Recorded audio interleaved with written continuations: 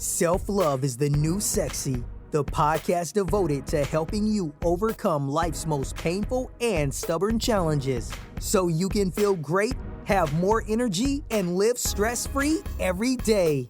To reach your full potential, simply work with the powerful spiritual principles that are readily accessible to everyone. It's easier than you think, and on today's show, W. Mark Watts is going to show you how starting with self-love is the key to joyously and harmoniously making that happen. Hey everybody, it's W. Mark Watts. I want to say hello, welcome, and thank you to everybody for coming and hanging out with me for another episode of Self-Love is the New Sexy. And today's episode is entitled, Get Ready for Your Get Back. Get ready for your get back. Now, the time that I'm releasing this episode, April 5th, 2020, we're in the middle of this coronavirus crisis, pandemic, if you will. And I've been led or guided to expound upon a conversation I had with you guys a couple of nights ago in which I outlined a couple of bad years or down years a while back in my journey. So I want to go back to that just to dig a little bit deeper and to emphasize to you that you need to get ready for your get back. So I want to go back to late 2004 when my marriage was falling apart. Early 2005, we decided to December of 2004, we decided that we were going to go our separate ways. I started looking for places. February 2005, I moved out. All I took with me were just the bare essentials and enough money to pay the first month's rent and deposit. I rented a condo, and that was that. 2 months later, actually it was a month and a half later, I lost my job with a small mortgage company. It was a commission-based job. I had recently started, so I wasn't making much money anyway, but the company was a smaller company, and we were kind of getting hit hard, unbeknownst to the sales folks, which is what I was in. Lost that job a month and a half after I moved out, had my own place, just barely scraping by, and now I have no job. So I've got to keep working. I have a 4-year-old son that I have to help support. And I find a part-time job, started working that immediately, looking for full-time work in a market that was just beginning to tip down, even though not everyone recognized it yet. The mortgage industry was starting to tip down, so the jobs were becoming harder and harder to come by. Fortunately for me, late April, found another gig in the mortgage industry, full-time gig. So now I'm working full-time and working part-time because I have to pay back a loan that thankfully one of my brothers, Mr. Lewis Mitchell, took out to help me get through that tough period of time. So I'm all out. I'm working overtime in the full-time job, and then I'm working part-time job. So I'm working most days during the week from 7 a.m. until 11, 12 a.m. every day, Monday through Friday. So I'm grinding, I'm hustling, starting to break clear. Fast forward to August of 2006, once things had gotten back on track, starting to save a little money again, that's when the market started to dip, really. That company laid me off, which eventually closed a few months after that. So now I'm back where I can't afford to even keep my condo.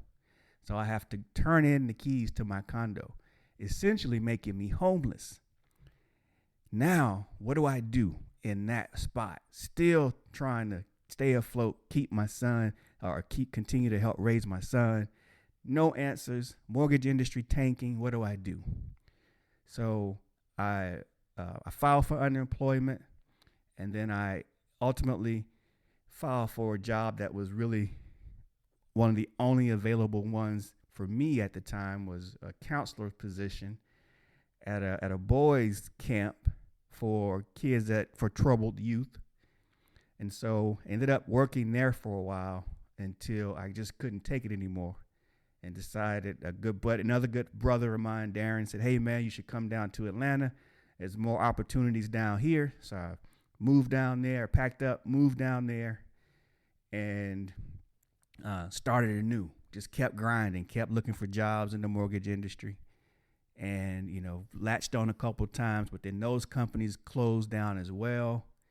And then ultimately, in mid 2007, is when I switched industries totally and moved into the telecom industry, and was fortunately rescued from that mortgage crash, that mortgage nightmare at the time.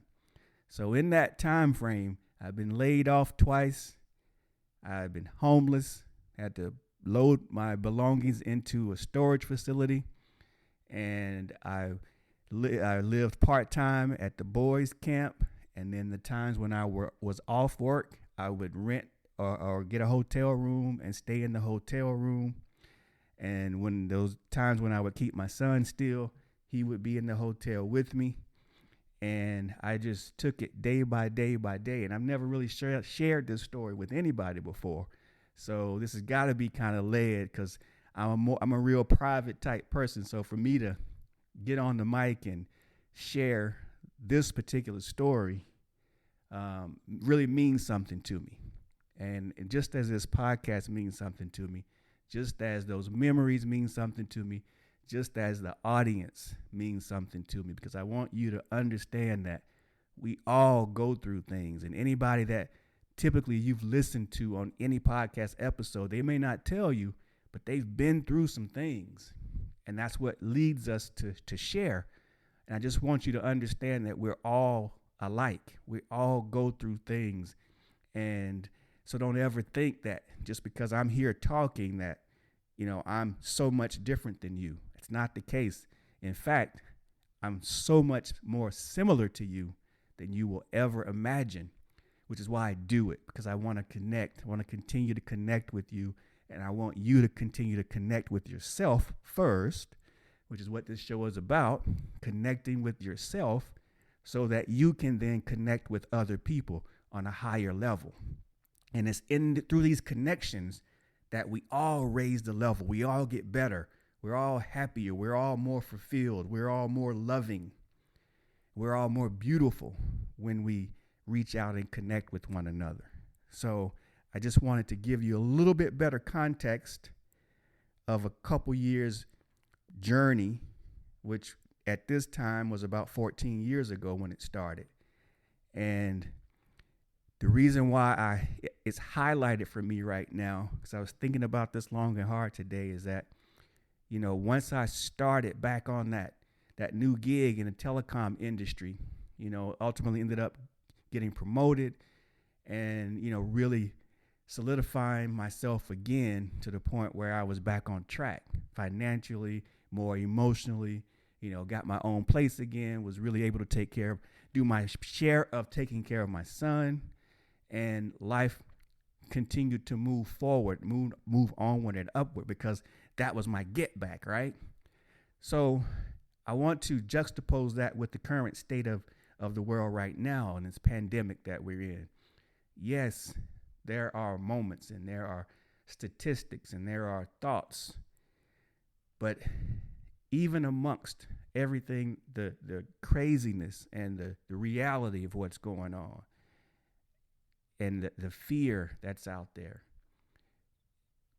we have to remember that after this storm, the sun comes out again. And so we've just got to continue to do what we have to do.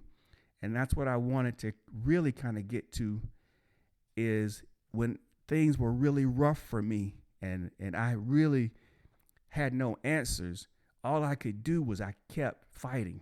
I kept going forward. I asked for help. There were people there who gladly and willingly helped me so that I could get back on my feet.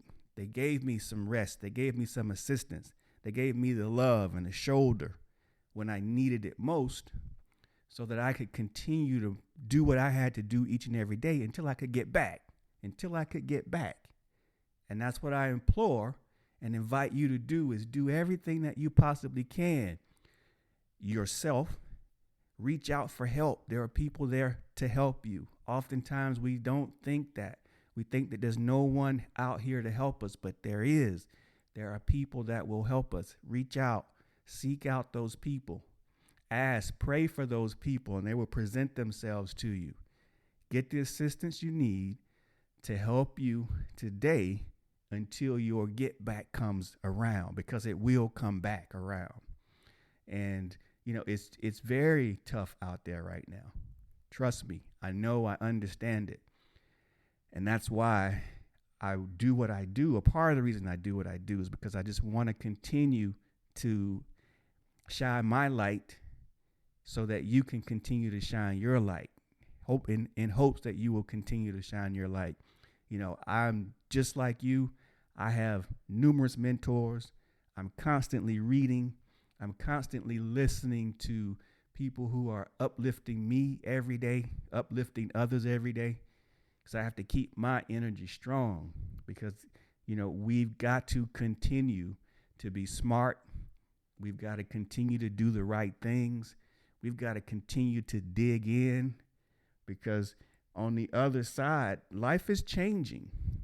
Things are changing. We're never going to go quite back to the way life was. And so my goal is to make sure that as things start to normalize and the sun starts to come out again, that I'm still rocking and rolling, that I'm not going to stop. I don't care what's going on or what anybody says.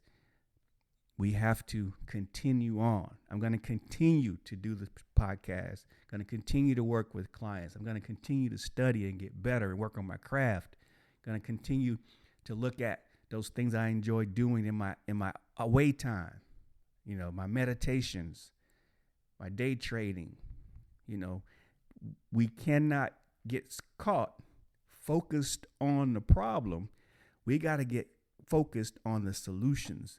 Our own internal solutions. What are our own immediate solutions? What does that look like? What does that entail? Are we giving everything we possibly can toward our day, toward moving forward, getting better for those who may have been sick or know of people who are sick? Have we said our prayers? Are we giving our gratitude every day? Those are the things that will hunker you in, will sustain you, will keep you strong until this storm breaks, because it will break. So I'm going to end there before I turn into Mark the Preacher, which I don't think I really want to do right now. But again, we all go through tough times. I've been there. I can raise my hand. I know. I can testify. I know you've had some hard times. You may be experiencing some hard times right now. But just please remember, get ready for your get back. Get ready for your get back. And the way that you do that is in each and every moment, each and every hour, each and every day. Remember what's most important. Be grateful. Be prayerful. Be guided. Be smart. And continue to work. Just continue to work. Continue to hustle. Continue to grind. Continue to do what you have to do in the moment. And this moment will pass. And things will get better. And we will see the sun on the other side. All right, that's all I have for you today. Thanks for hanging out with you. I love you all. Talk with you again very soon. Bye now. You've been listening to Self-Love is the New Sexy with W. Mark Watts. If you enjoyed today's show, be sure to tell a friend. Also, make sure you never miss an episode by subscribing to our show on Apple Podcasts, Stitcher Radio, or wherever you listen to podcasts.